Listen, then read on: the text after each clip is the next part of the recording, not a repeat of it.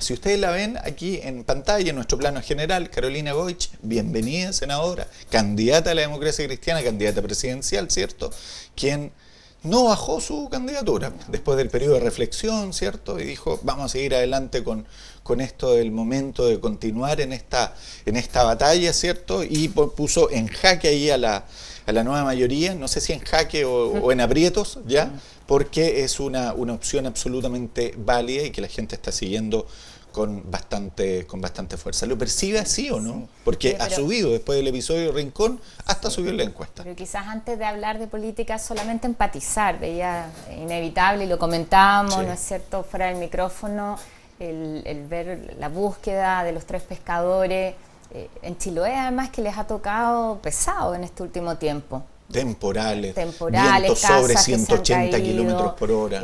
Además, una zona que tiene tanta conexión con Magallanes, la región donde yo vivo, la región a la que represento, donde tenemos la hazaña de la goleta Ancud, que permitió además la toma de posesión del estrecho de Magallanes y poblar el territorio chileno. Y usted sabe que el 21 de septiembre es una fecha muy particular para los chilotes y para ustedes. Efectivamente, la vamos a hacer feriado, es feriado por este año. Sí. Y lo que me plantearon recién en la región es que se reconozca permanentemente, así que solidarizar, ojalá que se puedan encontrar, espera que las mejores condiciones, pero sobre todo a su familia. Uno sabe el dolor, sobre todo en el caso de accidentes de pesca artesanal. Además que usted viene de una región donde también se convive, se trabaja con el mar en condiciones extremas también. Y además donde estuvimos justamente el día de ayer trabajando en un tema en común, el peligro de que se declare la reineta como una especie migratoria y eso pueda significar que las tropas de los pescadores, básicamente, de la región del Biobío puedan pescar hacia el sur.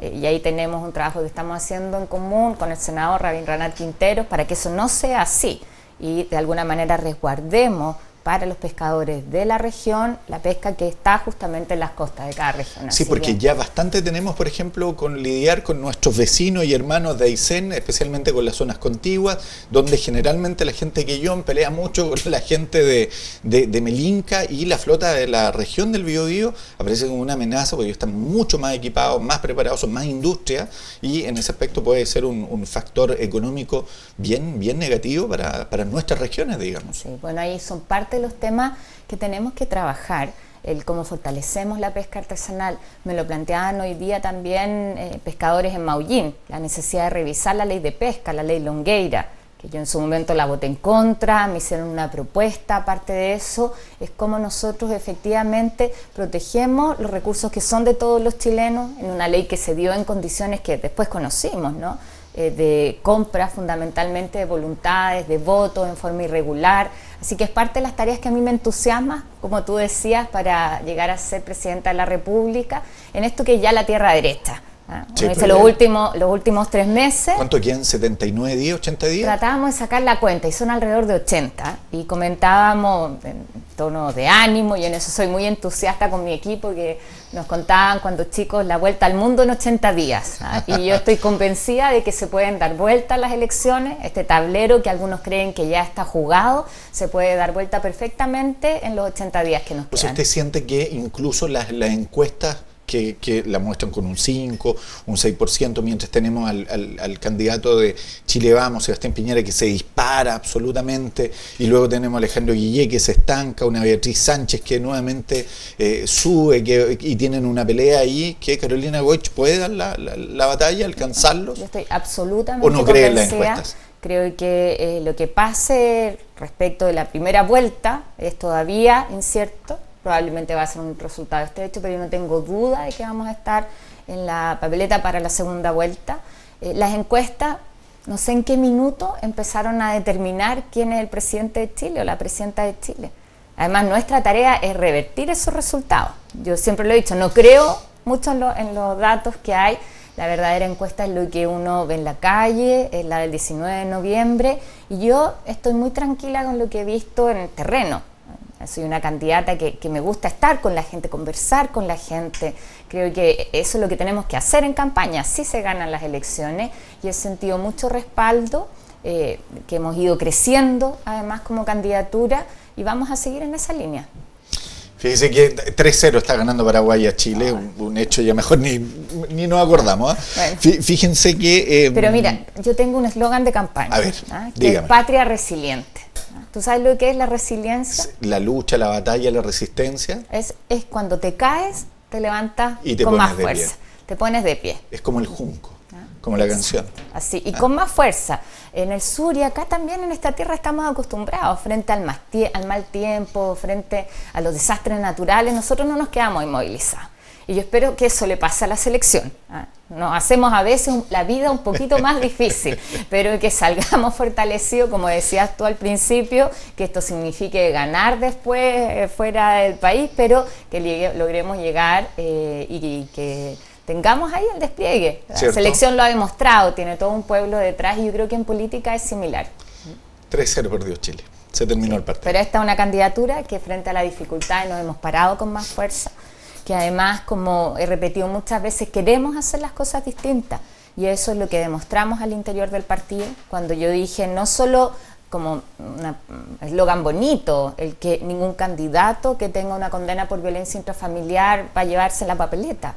Y a pesar de las dificultades que significó, como tú bien señalabas, incluso poner en duda mi candidatura con el entusiasmo que la he asumido, pero nosotros no podíamos en eso no responder a la confianza de la gente y sobre todo de las mujeres, en un tema que yo he trabajado toda mi vida como parlamentaria. En algún momento, y se lo pregunto, porque aquí en Entérate Hoy acostumbramos a preguntar las cosas así, pero con sentimiento, dijo, hasta aquí nomás llego, el escenario no está para seguir batallando contra una corriente y que me hace ver, no sé si a lo mejor exagero, pero en un momento como la mala de la película, mientras que otros decían, no, nosotros queremos que nuestro presidente de partido, por favor, golpee la mesa y dé el ejemplo.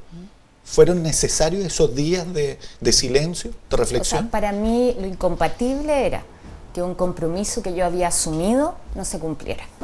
Eso hacía que no fuera viable mi candidatura. Y por lo tanto, cuando se generaron las condiciones para que eso sí se cumpliera y para que eleváramos el estándar ético finalmente, si esto es ir más allá de lo legal. Hoy día lo que establece nuestra Constitución es que solamente están inhabilitados para ser candidatos aquellos que tienen condenas por más de 3 años y un día. Pero uno dice, ¿cómo alguien se va a sentar a escribir las leyes que deberían proteger a las mujeres si tienen una condena con violencia intrafamiliar?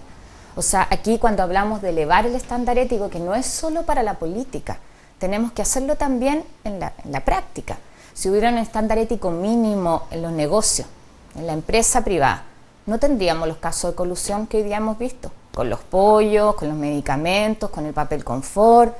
Incluso uno dice en los medios de comunicación, respecto de fraude en carabineros, donde no es toda la institución, pero sí hay alguien que no hace lo correcto, no hace lo que tiene que hacer. Y reconstruir confianza para mí parte desde ahí.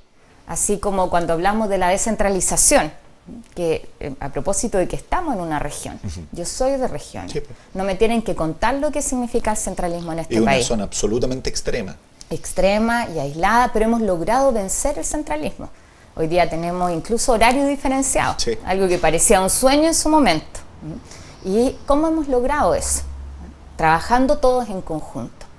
Y eso es lo que yo quiero llevar como experiencia al resto de las regiones. Hoy día, lo que les comentaba, las actividades que tuvimos, mi objetivo y uno de mis compromisos como presidenta va a ser establecer un acuerdo entre las regiones y el centro.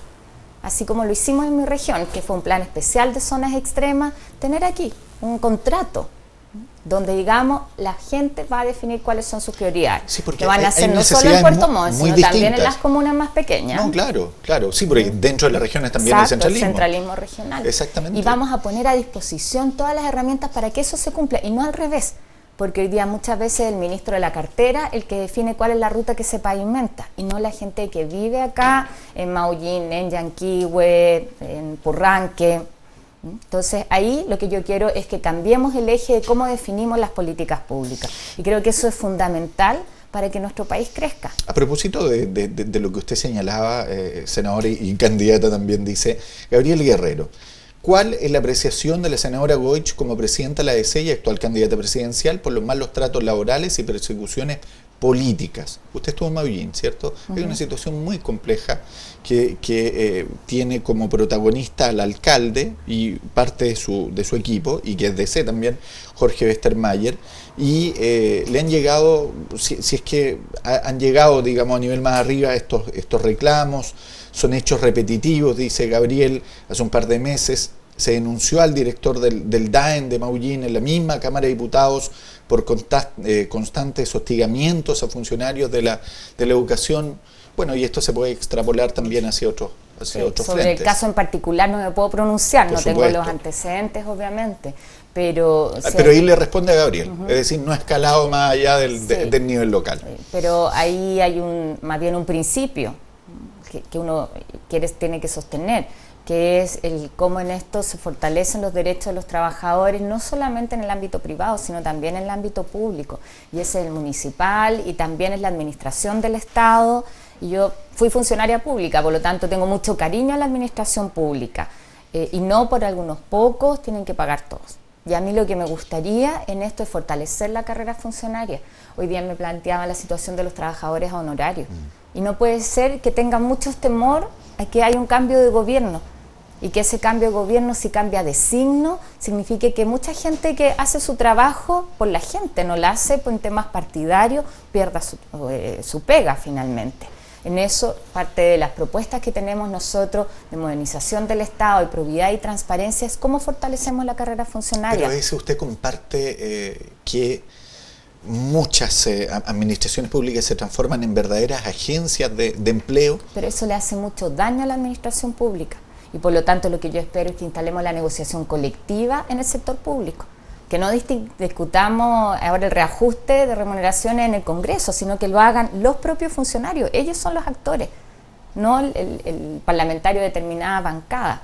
Que además en esto, en materia de probidad y transparencia, también avancemos, que pongamos en muchas situaciones donde hay licitaciones, donde hay dudas respecto a cómo se llevaron a cabo, yo quiero que actuemos antes, y por lo tanto que instalemos unidades anticorrupción dentro de los ministerios para detectar a tiempo, poner como alerta roja, alerta temprana, para recuperar la credibilidad, o que terminemos con estos nombramientos a dedo que se dan en forma vitalicia, como los consejeros del Consejo de Defensa del Estado. Oye, si todos los funcionarios, en general los trabajadores, depende de la permanencia de su pega, de lo que hacen día a día.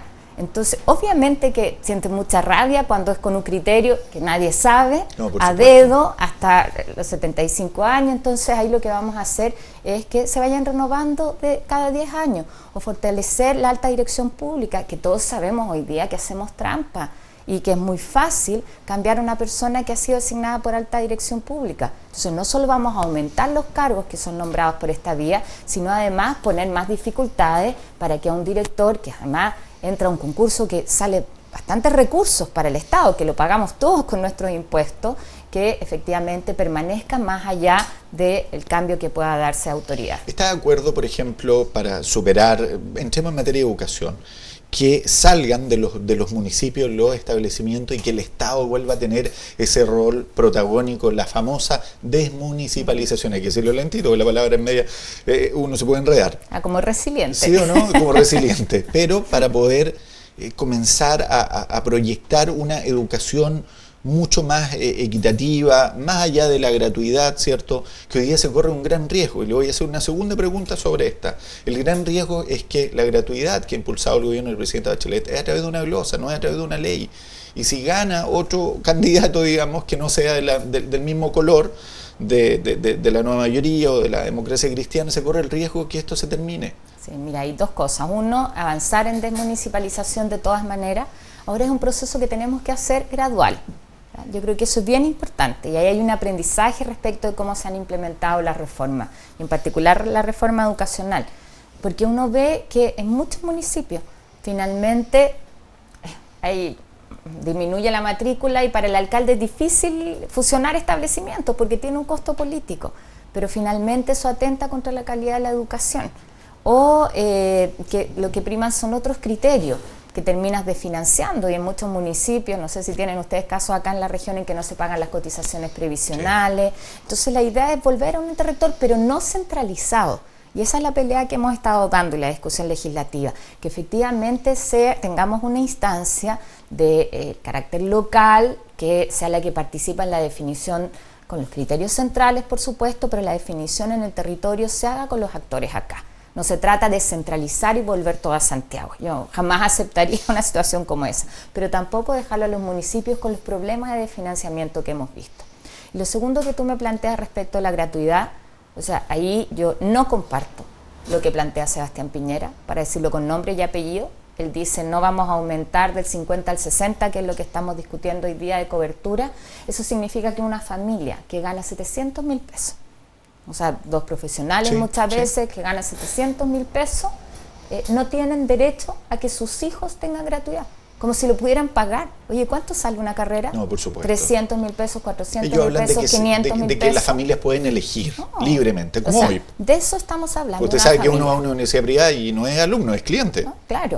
Entonces, a mí me parece que en eso tenemos que cuidar lo que hemos hecho. Y es fundamental por eso que yo espero que voten por mí, para seguir avanzando en esto, donde yo aspiro a que lleguemos al 70% de cobertura, pero a la par lo que a mí me interesa es avanzar, ojalá al 100% de gratuidad en la educación técnica.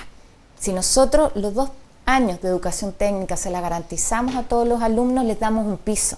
Hoy día muchos que entran a la universidad no terminan la carrera, el 40% fracasa y eso a veces es frustración. No necesariamente todos los chicos tienen que entrar a la universidad, pero sí tener una carrera técnica que tenga campo laboral y donde los centros de formación técnica lo que hagan es articular las necesidades de mano de obra en el territorio con las ofertas de capacitación o fortalecer la educación técnica profesional en los liceos.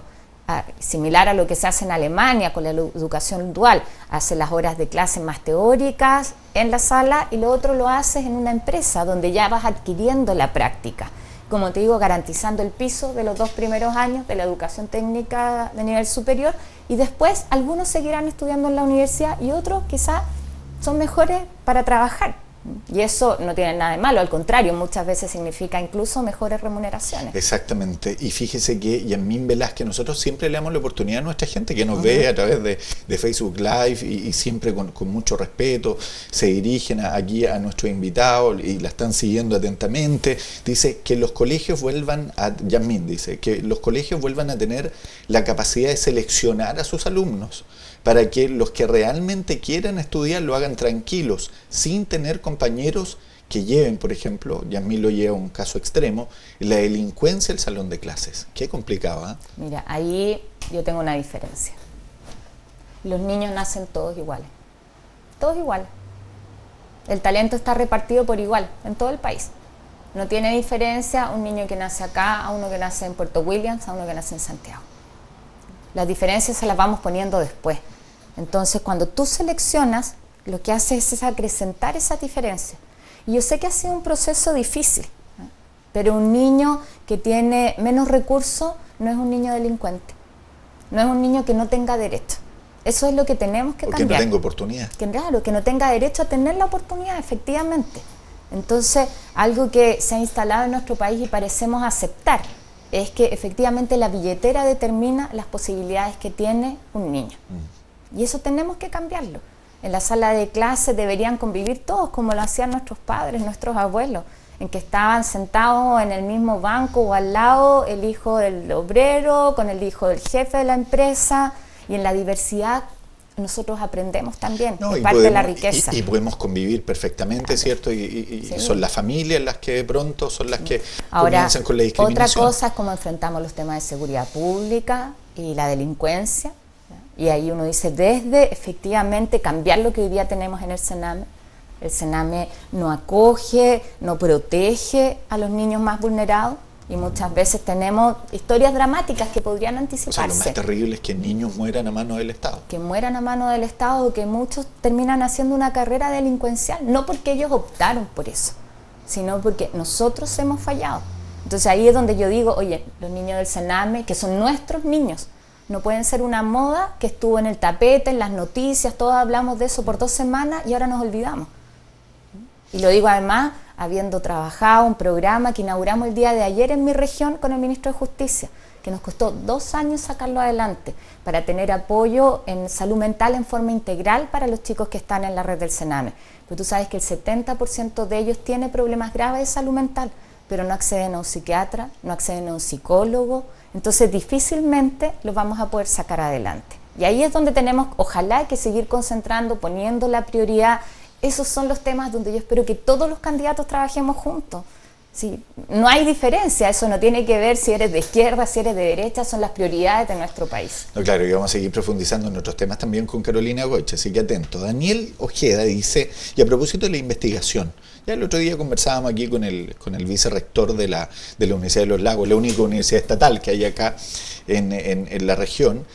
¿Cree que Chile debe tener un desarrollo espacial propio y dejar de comprar tecnología y desarrollar su propia tecnología, considerando que dependemos de otros en comunicaciones, por ejemplo, comunicaciones satelitales, en un país absolutamente vulnerable de repente, ya que somos un país sísmico y que a veces la tecnología también o las comunicaciones fallan? Bueno, 2 cosas. Uno, lo que hacemos en investigación, desarrollo, innovación. Yo soy parte de la Comisión de Futuro, estamos discutiendo y ojalá lo terminemos en este gobierno, el Ministerio de la Ciencia, Tecnología y la Innovación. Nosotros destinamos casi nada del presupuesto, 0,3, 0,4, que es muy poco y tenemos tremendos talentos. Y yo creo que nosotros necesitamos apostar a la innovación. Y el tema es que todos se van afuera y después muy pocos vuelven. Claro, bueno, yo ahí tengo ciertos requisitos, o sea, más bien obligaciones.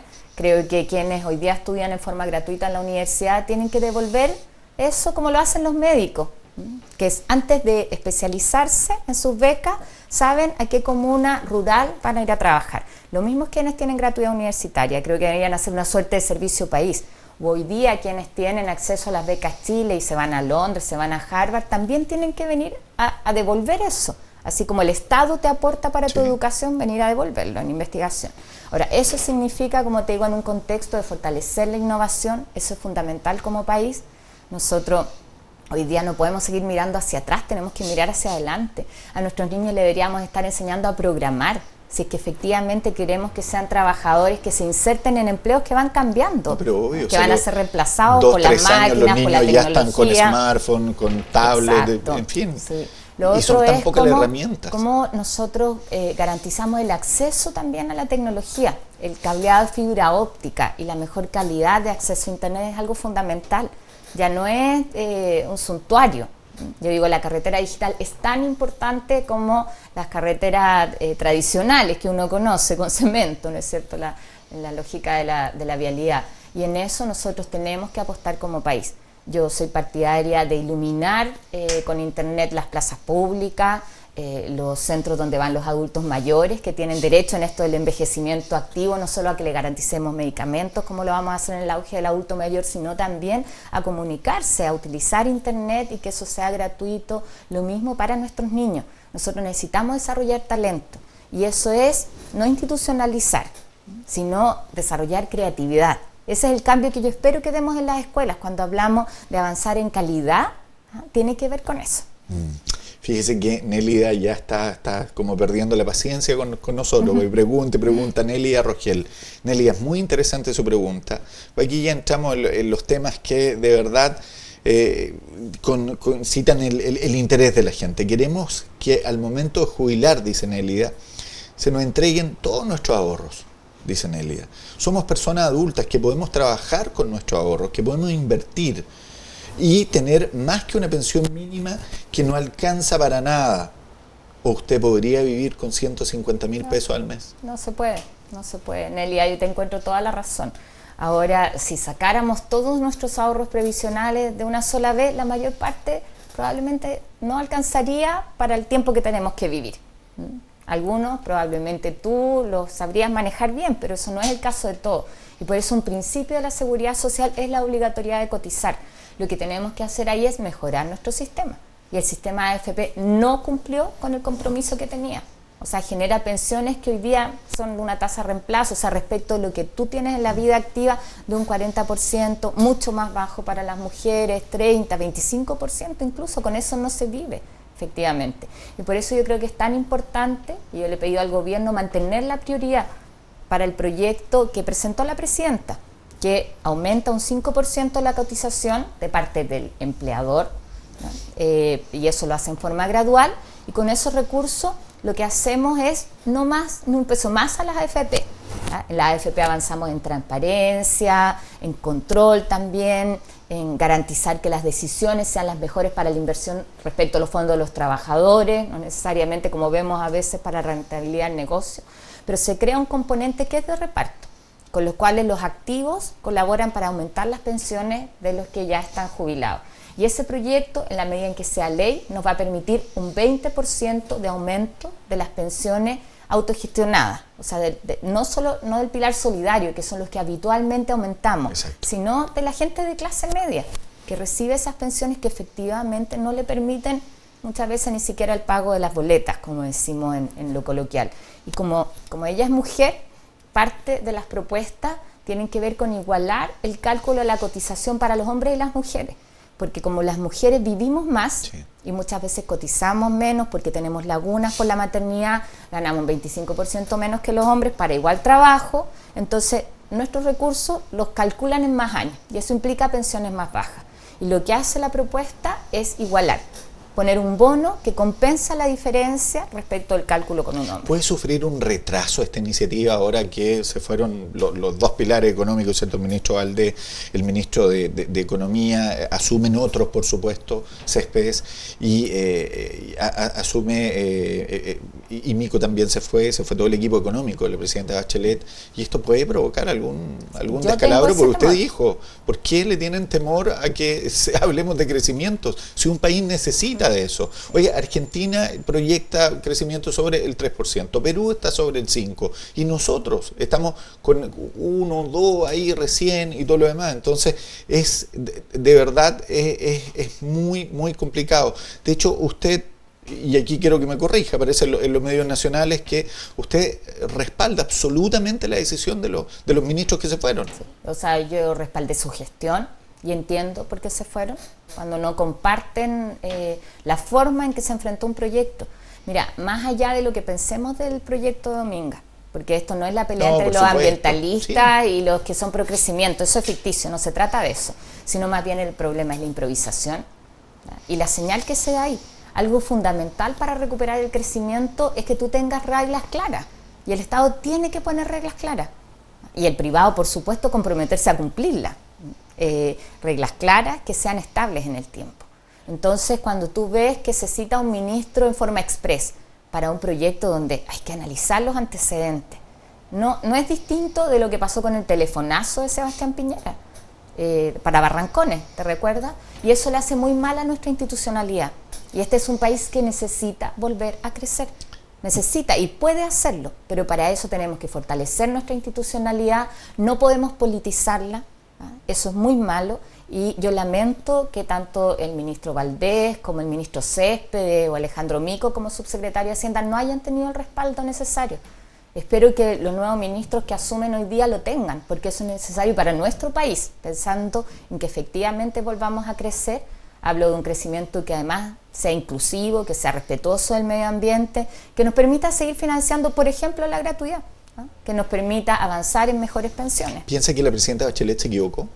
Mira, yo lo que puedo decir es, en mi caso, yo lo que espero como presidenta de la República es que frente a temas complejos como este, lo que hagamos sea conversarlo como gabinete y tomar una decisión y actuar en conjunto como gobierno. Creo que eso es lo que corresponde. Porque aquí hubo un punto de quiebre muy, muy serio, que no tuvo vuelta atrás, digamos, sí, y que hace que se tome una determinación extrema, a pocos meses, digamos, de terminar una gestión que incluso por la oposición era muy bien valorada, sobre todo con el ministro Valdés, el que nos cuida la billetera en el fondo. Además, que se vaya el equipo económico cuando estamos en la discusión del tema de pensiones, que hay que reconocer que hubo un buen trabajo, sí, es un buen proyecto. Cuando estamos a pocas semanas de que se presente el presupuesto de la Nación en un escenario de estrechez fiscal, que no va a ser fácil y donde fundamental la responsabilidad, donde tenemos que garantizar además el término en la tramitación de la reforma educacional, que no es menor, y yo reconozco ahí en el ministro Eva Valdés quizás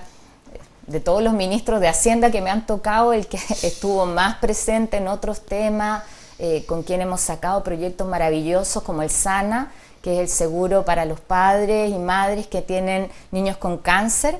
Y los ministros de Hacienda son bien fríos y él se la jugó, puso a su equipo, lo mismo que la ministra Alejandra Krauss, la ministra del Trabajo, y ese proyecto lo estamos tramitando hoy día en la comisión. Yo estoy presidenta de la Comisión de Trabajo y lo vamos a sacar adelante, que es también esa otra mirada que él fue capaz de poner sobre la mesa y decir aquí, a pesar de que estas cosas para algunos pueden afectar al mercado del trabajo, la empleabilidad de las mujeres, son temas de humanidad básica.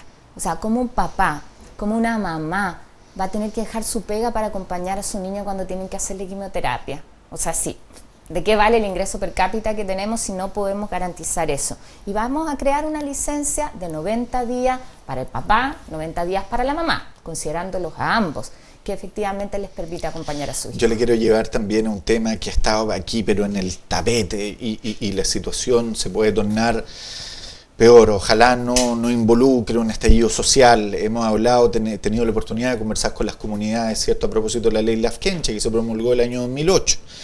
Resulta que le preguntábamos a algunos parlamentarios si es que se fue poco previsor en que 9 años después, el año 2017, iban a existir estas solicitudes de concesiones marítimas, y sobre todo por parte de 15 comunidades se habla de hasta 120 solicitudes de concesiones marítimas acá en la región de los lagos, lo que involucraría prácticamente todo el borde costero, que quedaría en manos de las comunidades. Legítimo o no, digamos, eso se tiene que revisar. Yo me imagino por una más de 1 millón de hectáreas están solicitadas, involucra a Chiloé con todo lo que ello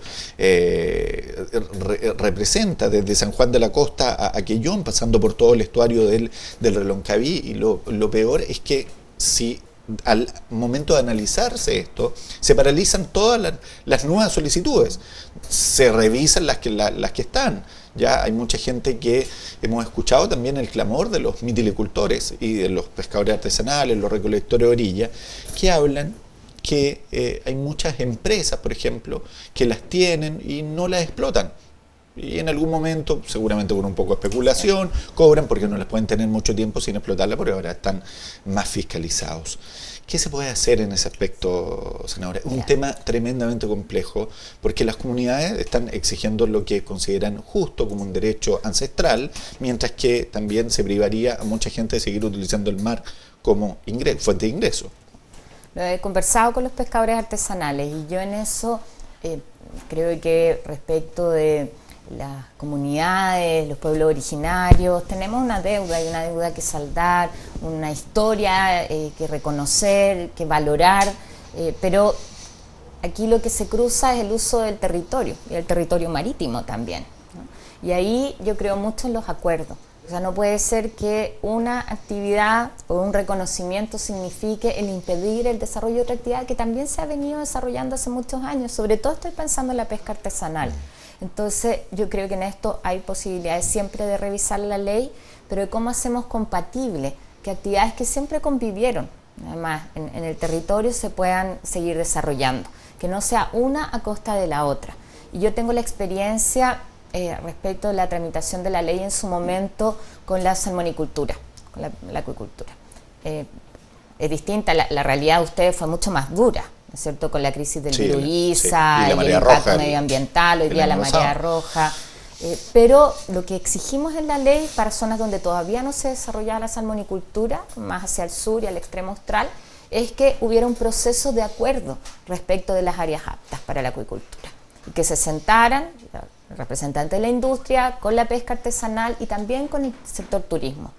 Y en un territorio extenso había espacio para todos, sin que se toparan. Entonces tú no ibas a poner un cultivo en medio de un parque nacional, porque, oye, ¿cómo? Todo el mundo entiende eso, ¿ah? La contaminación respecto al paisaje o ecosistemas que son más frágiles. Y yo creo que si algo nos falta en nuestro país es esta planificación del uso del territorio, incluso respecto de la actividad minera. Si tú tienes un acuerdo previo donde dices, oye, aquí es más importante el desarrollo turístico y otra actividad lo que va a hacer es matar esa actividad. O a la inversa puede ser, en un país extenso que tiene en esto variedad de riquezas naturales, es posible que se desarrollen en forma armónica. Y yo creo que ese es el proceso que tenemos que hacer y que pasa más que por partir de la pelea, es sentarse a la mesa y ver cómo resolvemos y convivimos. Porque ¿sabe cuál es el gran temor, la gran desconfianza que existe? Es que acá las comunidades ya, si se aprueban ciertos espacios, ¿cierto? Por este derecho que es súper difícil, la palabra la noté mejor, consuetudinario, que es por tradición, costumbre. El miedo que existe es que estas comunidades no lucren con aquello, o que comiencen a cobrar, ¿cierto?, por el tema este. Hay cierta desconfianza a nivel local, especialmente, y se les pide a los parlamentarios que entreguen ciertas garantías. Ahora, no sabemos si es que los parlamentarios pueden involucrarse más allá, digamos, de los que les compete la fiscalización. Yo creo que lo fundamental frente a la desconfianza es sentarse a la mesa y conversar. Yo creo que eso es lo fundamental y uno lo ve en lo que sucede con la realidad del pueblo mapuche. El otro día que estuve conversando con la gente allá, había una chica que me dice, mire, yo soy la terrorista. Y era una niña con su guagua en brazos, dándole pecho. En una ruca que nos juntamos junto a varios dirigentes mapuches. Eso no quita que frente a la delincuencia nosotros tengamos mano dura, sea donde sea en la Araucanía, sea aquí en la región de los lagos, sea en la Plaza Brasil en Santiago. ¿A usted no le gusta hablar de terrorismo cuando se habla de...? Hay hechos que son calificados como delitos terroristas como la quema de los y eso le corresponde a la justicia camiones. Y nadie lo va a negar, nadie va a negar la gravedad de eso.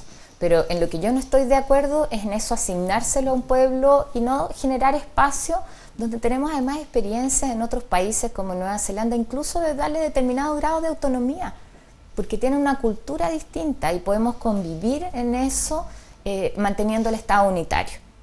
Pero yo creo que cuando partimos de las diferencias, de que esto es uno a costa del otro, ahí no nos entendemos. Yo creo mucho más en el diálogo y en generar acuerdo. Y para eso los parlamentarios pueden ayudar, pero necesitamos también a las autoridades locales, necesitamos también a los representantes, en este caso de los mismos pueblos originarios. Y de hecho es bastante valiente al emitir estas expresiones, ¿cierto?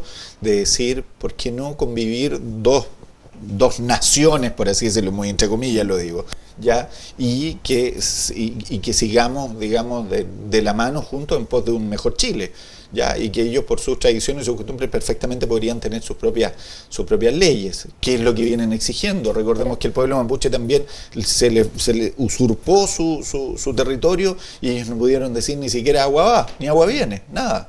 Mira, en otras cosas mucho más cotidianas, cuando nosotros dijimos Magallanes puede tener un horario distinto, muchos dijeron eso no puede ser, es un sueño.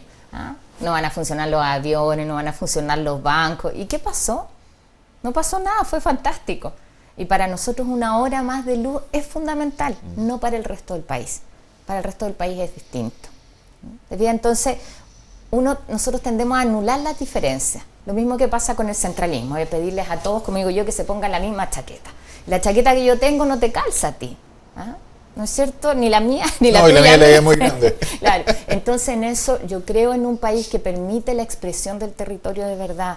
La expresión también de formas culturales que no podemos pisotear, que no podemos anular. Ahí está la diferencia, yo creo, y para eso tenemos la democracia. Eso es valorar a nuestros pueblos originarios, pero también asumir que hay actividades que pueden convivir en el territorio. Fíjese que hay una pregunta muy buena que plantea Claudio Faure. Dice, en base a todo lo que hemos hablado acá, y si le agregamos portonazos, asaltos, etcétera, etcétera, nos vamos al tema de la delincuencia, ¿existe aún el Estado de Derecho? Sí, existe. Ahora nosotros tenemos que garantizar la seguridad de las personas.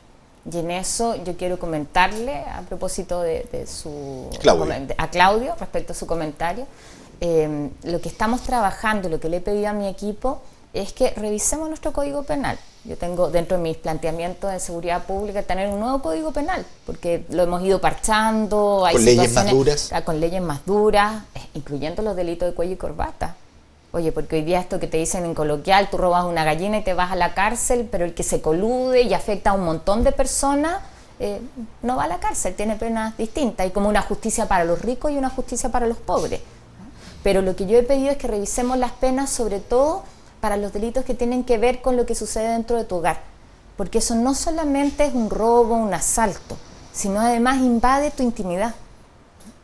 Y eso tiene que ser, tiene que tener una mayor pena, tiene más gravedad.